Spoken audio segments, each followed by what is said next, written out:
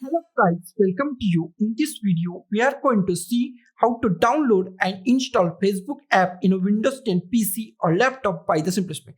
First of all, just go to the any web browser. I just go to the Google Chrome. We can free to go to any web browser. Okay. At here, just go to Facebook. Just go to the Facebook and just log in with your ID and password. Just log into your ID.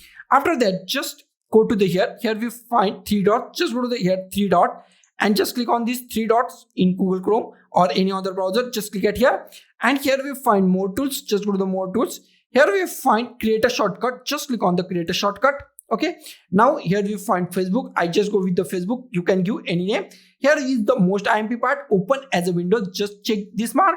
Okay, and just click on create. Okay, now new window is pop up. Just close this window. Now just go to the back and just go to the desktop. On desktop we find Facebook shortcut.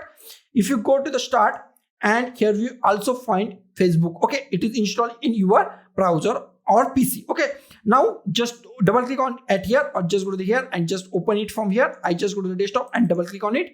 Now here is the our Facebook is open. Okay, now our Facebook is open and it is very easy to use. Okay, if you want to uninstall it, that is very simple. I just close it. I just double click on my shortcut once again. Okay, now I want to uninstall it. That is very easy and simple.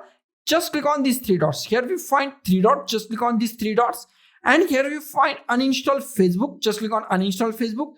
Don't check this. Also clear data from Chrome. Don't check it. Okay, and just click on the remove. Now we can see our shortcut is removed from our desktop, and also it is removed from our start button. Okay, now it is uninstalled from our PC or the browser. Okay, so guys, this is the simplest way to download and install Facebook app in a Windows 10 PC or laptop by the simplest way.